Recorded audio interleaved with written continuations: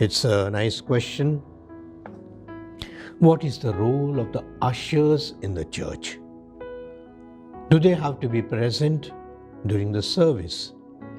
Many of the ushers are present only when there are major events in the church. They should have an ID so that people follow their rules. A beautiful question. Someone who has noticed our churches, our services. First of all, who are the ushers and what is their need? Ushers is someone who helps keep order, discipline, perhaps a little of what we call volunteers who are around to help us.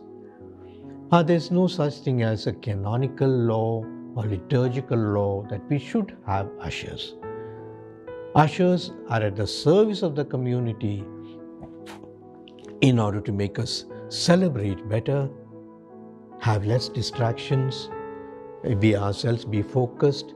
At the same time, decorum, silence, order, discipline is maintained.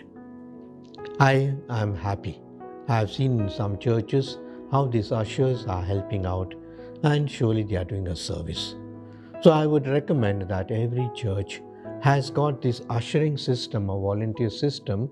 Sometimes the parish council members divide among us themselves. 3 or 5 of you come in the first, so we will come for the second mass, the third one will the third mass, etc. Or perhaps the youth in the parish, they can also divide and so.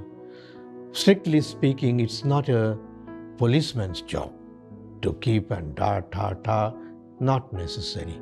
It's someone who does a service in a loving way. And when the people, they enter the church, perhaps I've seen that sometimes the pews, the people sit at the edges and there's a lot of space in between. And the people cannot, perhaps they find it difficult to disturb the congregation to come and ask them to move in, move out. Some perhaps prefer the edge seats. I do not know whether they would like to go away fast or something, I do not know. But when you see the people standing behind, there's a big crowd standing behind when there was place inside the pews, inside the church, it looks bad. And so the work of the ushers would be, first of all, to make the people sit together properly, fill up the vacant spaces. Perhaps if there's a mother with a child, with a baby, direct them to a certain place that the child can move about or perhaps will not disturb much. There are some churches, as you know, we have already started what we call the baby room or the specially abled room where these people can be resting also. And same also, the ushers can also help during the time of the communion, the offertory processions, etc. And this, as I said, this is not done in order that everyone sees them, everyone sort of listens to them. Not necessarily. The ushers also have to be humble people. The humble people, we are doing a service. Like in today's gospel, we have said we are unworthy servants. We do our job and just disappear. We don't want people to keep on repeating and honoring us. That's not the mood. That's not what we want. And therefore, the ushers, should they have a uniform?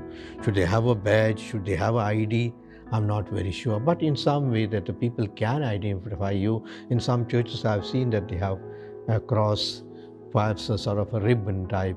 In others, when they put certain type of dress, perhaps white and black, I do not know. But the dressing should be very modest. The dressing should be very much sort of in tune with the community, with our modesty, so that people are also not distracted because of the dresses of the ushers. More than anything else, it's their service that matters. They divide themselves in the church. All don't stand in one place, different corners perhaps, and make the people, perhaps they have to stand or they have to stay. That's a sacrifice that they are doing in order to help the others.